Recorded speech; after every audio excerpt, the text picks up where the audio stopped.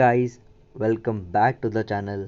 तो आज की इस वीडियो में हम करने वाले हैं क्लास 11th अकाउंटेंसी का चैप्टर नंबर 5, जर्नल एंट्रीज। तो गाइस, जर्नल एंट्री जो है वो 11th अकाउंटेंसी और फर्दर आगे 12th और फर्दर ग्रेजुएशन में आपको बहुत ज़्यादा काम आने वाला है, क्योंकि ये बहुत ज़्यादा इम्पॉर्टेंट टॉपिक है। इसके पहले जो चैप्टर में आपने पढ़ा था अकाउंटिंग इक्वेशन, वो बस आपको ट्रांजैक्शन समझाने के लिए बस 11th में आया था और 12th में भी थोड़ा बहुत आएगा, लेकिन ये आपको आगे काम में नहीं आने वाला है। जो जर्नल एंट्री है वो आपको आगे बहुत काम आना है, तो ये आपके लिए एक इम्पॉर्टेंट टॉपिक बन जाता है। तो अगर आपको अकाउंटेंसी में जर्नल एंट्री नहीं आती है, मतलब आपको कुछ भी नहीं आता है। तो आइए पहले जर्नल एंट्री का हम मतलब समझ लेते हैं, जर्नल होता क्या है। तो जर्नल एक ओरिजिनल रिकॉर्ड की बुक होती है जो एक बिजनेसमैन रखता है अपने डेली के ट्रांजैक्शन को रिकॉर्ड करने के लिए। और ये ट्रांजैक्शन किस में रिकॉर्ड होते हैं? क्रोनोलॉजिकल ऑर्डर, मतलब डेट वाइज ऑर्डर में। मतलब जैसे कि जनवरी फर्स्ट है, तो जनवरी फर्स्ट के बाद जो भी ट्रांजैक्शन होंगे तो ऐसा डेट वाइज होंगे वो। तो ये होता है क्रोनोलॉजिकल ऑर्डर में। गाइस, आपने सुना होगा डबल एंट्री सिस्टम। हर ट्रांजैक्शन के एटलीस्ट दो इम्पैक्ट होते हैं। जैसे कि आपके फादर हैं, उन्होंने फीस स्कूल वालों को दी, ठीक है, तो भी और स्कूल वालों ने उसको रिसीव करा। तो यहाँ पर इस ट्रांजैक्शन के दो इम्पैक्ट हो रहे हैं। एक हो रहा है कि आपके पापा के पास से कैश डिडक्ट हो रहा है और स्कूल वालों की तरफ से रिसीव हो रहा है। तो ये दो इफेक्ट हो रहे हैं इस ट्रांजैक्शन के। तो यही होता है हमारा डबल एंट्री सिस्टम।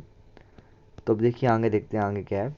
अब जर्नल एंट्री में देखिए, यहाँ पर हम एक होता है हमारा डेबिट साइड और एक होता है हमारा क्रेडिट साइड। डेबिट साइड को हम डिनोट करते हैं डी आर से और क्रेडिट साइड को करते हैं हम सी आर से। अब इसके आगे टू अप्रोचेस। अब हमारे अकाउंटिंग में टू अप्रोचेस होते हैं जर्नल के लिए। एक होता है ट्रेडिशनल अप्रोच, एक होता है मॉडर्न अप्रोच। अब ट्रेडिशनल अप्रोच के अंदर हमारा रियल अकाउंट आता है, पर्सनल अकाउंट आता है और नॉमिनल अकाउंट आता है। और मॉडर्न अप्रोच के अंदर आपको सेल्स अकाउंट, परचेस अकाउंट, ऐसे बहुत से अकाउंट मिल जाएंगे। अब रूल देख लीजिए आप, जो मैंने आपको तीन अकाउंट बताए इसके, रियल अकाउंट, पर्सनल अकाउंट और नॉमिनल अकाउंट। रियल अकाउंट में मेनली एसेट्स आते हैं और पर्सनल अकाउंट में पर्सन्स, जैसे कि रीता, सीता, सीमा, ठीक है, या फिर किसी फर्म का नाम हो सकता है, किसी बिजनेस फर्म का नाम हम इसमें दे सकते हैं। और नॉमिनल अकाउंट में देखिए expenses, losses, incomes and gains, ये सब होता है। तो अब इसका रूल क्या है? रियल अकाउंट का रूल देखिए, debit what comes in. Debit करते हैं हम उसको जो आता है। अब देखिए, रियल अकाउंट में एसेट आते हैं। जैसे एग्जांपल ले लेते हैं, हमारा फर्नीचर है, ठीक है, तो मैंने फर्नीचर ख़रीदा 5,000 का, ठीक है। तो अब इसको हम जर्नल में इसकी एंट्री कैसे करेंगे?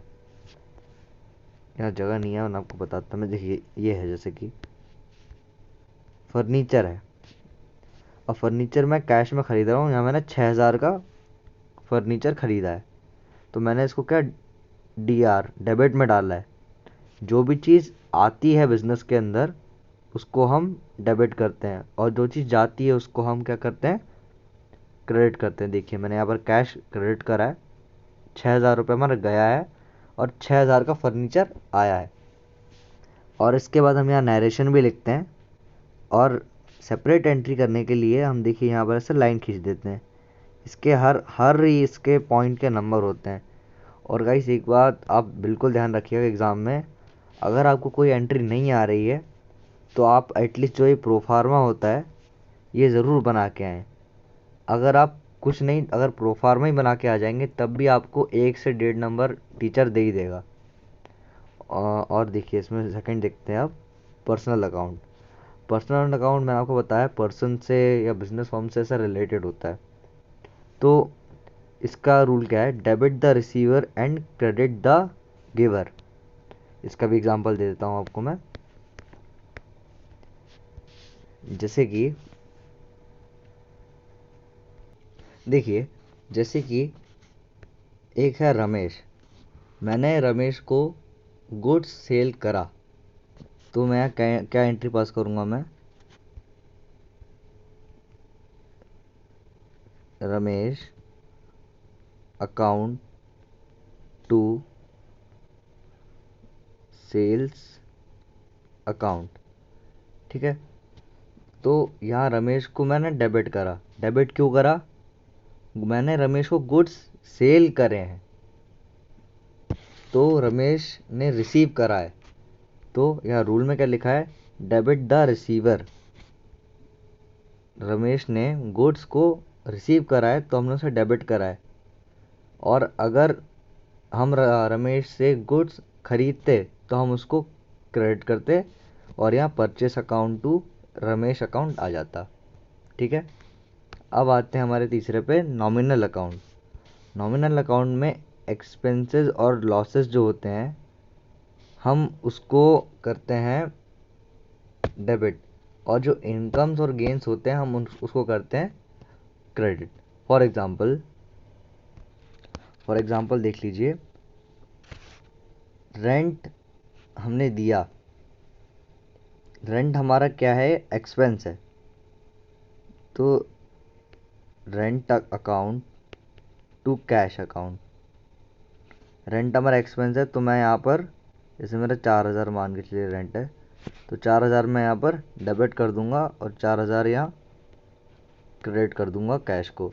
अब कैश को क्रेडिट क्यों करूँगा मैं, कैश क्या है, रियल अकाउंट। रियल अकाउंट का रूल क्या है, debit what comes in and credit what goes out. अब मैंने कैश में पेमेंट करी है रेंट की, तो मेरे से कैश चला गया, मेरे बिजनेस से कैश गया, तो मैं 4,000 रुपये क्रेडिट कर दूंगा। तो ये हो गया हमारा रियल, पर्सनल और नॉमिनल अकाउंट। अब इसके बाद देखते हैं टाइप्स ऑफ डिस्काउंट।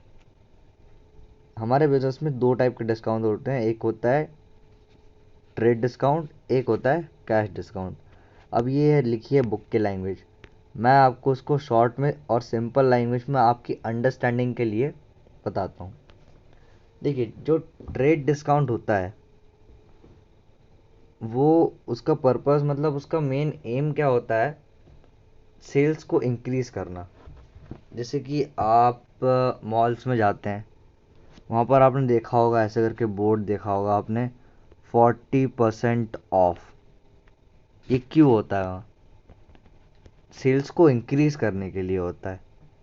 और मतलब ये बेसिक डिफरेंस है, ये ऐसा होता है परसेंटेज का, इतना ऑफ करके सेल्स बढ़ाने के लिए होता है। लेकिन जो कैश डिस्काउंट होता है वो जब आप पेमेंट करते हैं सामने वाले को, जैसे मैंने आपको मेरा पेन का बिजनेस है, मैंने आपको 2,000 पेन मैंने बेचे। ठीक है, अब मैंने पर पेन पे आपको मैंने 10 पैसे का डिस्काउंट दिया पर पेन पे। ठीक है, तो जितना भी वो डिस्काउंट बनेगा जब आप मेरे को पेमेंट करोगे तो वो मैं कैश डिस्काउंट में करूँगा, कैश डिस्काउंट में काउंट करूँगा, क्योंकि आप मेरे को तब फुल सेटलमेंट में पैसा दे रहे हैं, तो मैं उसको तब कैश डिस्काउंट में मेज़र करूँगा। तो इसका बस यही आप अपनी अंडरस्टैंडिंग के लिए समझ लीजिए, ट्रेड डिस्काउंट का एम होता है, क्यों दिया जाता है, क्यों, क्योंकि ट्रेड डिस्काउंट का पर्पस होता है सेल्स को इंक्रीज़ करना, और कैश डिस्काउंट का पर्पस होता है जो भी सामान हमने सोल्ड करा है उसका पेमेंट लेने के लिए थोड़ा बहुत कैश डिस्काउंट दे देते हैं कि सामने वाला हमें फुल सेटलमेंट में पेमेंट दे देगा। ठीक है, बाकी ये जो बुक की लैंग्वेज है वो आप चाहें तो पढ़ सकते हैं, स्क्रीनशॉट भी ले सकते हैं, देख लीजिए। और जो ये होता है डिस्काउंट होता है, ये एक लॉस की तरह ट्रीट होता है बिजनेस में।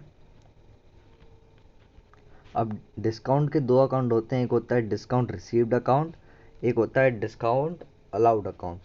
ठीक है, अब जब हम डिस्काउंट रिसीव करेंगे तो ये बिजनेस के लिए एक गेन होगा, और जब हम डिस्काउंट देंगे तो ये बिजनेस के लिए एक लॉस होगा। ठीक है, अब कुछ इंपॉर्टेंट पॉइंट्स देख लेते हैं जर्नल एंट्री के लिए। जो ट्रेड डिस्काउंट होता है वो बुक्स ऑफ अकाउंट्स में रिकॉर्ड नहीं होता है। क्या होता है, कैश डिस्काउंट बस बुक्स ऑफ अकाउंट में लिखा जाता है, और जर्नल एंट्री में भी ट्रेड डिस्काउंट हमारा नहीं होती, इसकी रिकॉर्डिंग नहीं होती है, हमारी कैश डिस्काउंट की रिकॉर्डिंग होती है। और जो ट्रेड डिस्काउंट होता है वो लगने के बाद ही कैश डिस्काउंट लग सकता है। ठीक है, कभी भी कैश डिस्काउंट लगाने से पहले उस पर ट्रेड डिस्काउंट लगता ही लगता है, उसके बिना ट्रेड डिस्काउंट के बिना कैश डिस्काउंट नहीं लग सकता है। तो गाइस आज के लिए इतना ही। इसके नेक्स्ट वीडियो में हम न्यूमेरिकल क्वेश्चंस करेंगे राठिए बुक के, उसमें 33 कुछ करके क्वेश्चंस हैं। हम पूरे 33 के 33 क्वेश्चंस की वीडियो लाएंगे, 15-15 क्वेश्चन करके हम उसको फिनिश करेंगे। तो आज की वीडियो में इतना ही। अगर आपको इस वीडियो से रिलेटेड कोई भी डाउट हो तो आप मुझे कमेंट कर सकते हैं वीडियो के नीचे, मैं आपका रिप्लाई ज़रूर दूंगा। धन्यवाद, जय हिंद।